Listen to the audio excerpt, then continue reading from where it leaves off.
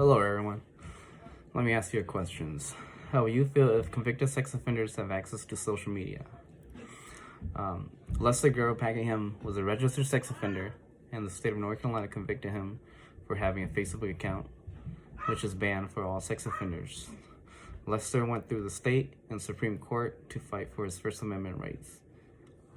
In 2008, North Carolina passed a state statute that criminalized sex offender for accessing commercial social networking websites that are used by minors. There are four main requirements that fall under this statute. One, the site is controlled by a person that generates revenue from membership fees, advertisement, or other sources that maintain the website.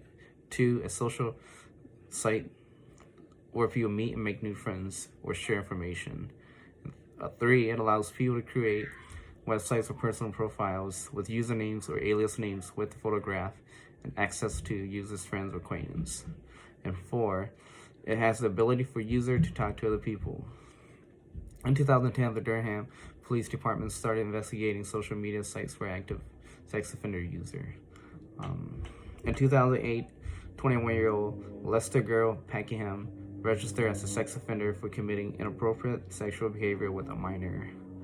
Packingham posted a statement on Facebook about his traffic ticket. An officer came across his profile under the alias name JR Girl, and they convicted him for having more than one social media sites, which violated the ban.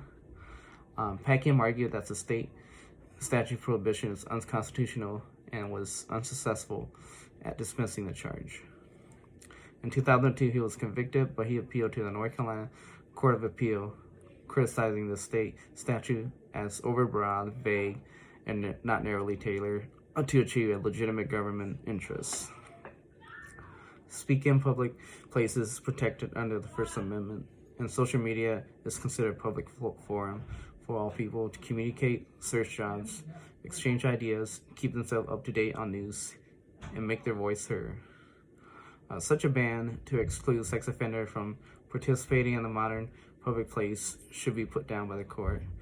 The statute is too broad in the sense that it spread to social media platforms, which violates people's First Amendment rights. The State Court of Appeal dismissed the conviction, stating that the ban is unconstitutional, content neutral, and not narrowly tailored as it applies to a broad range of communication and expressive activity that has nothing to do with protecting minors from social media predations. The state Supreme Court agreed that the statute was content neutral, act as a regulation, conduct and not speech, but overall, the law is constitutional. It was narrowly tailored to pass into media scrutiny. Also, the court believed that the ban did not touch on or left out other means of communication. Packingham then appealed to the U.S. Supreme Court, and the decision was reversed and sent it back to the state in favor of the accused, in this case, Packingham.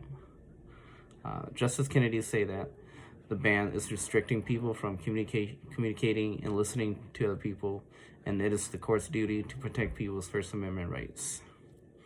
So in this case, even though he's a registered sex offender, the state cannot take away his First Amendment rights by having a social media account. Facebook is considered a public place, which is protected by the First Amendment. Therefore, Lester has the right to use it to interact with other people.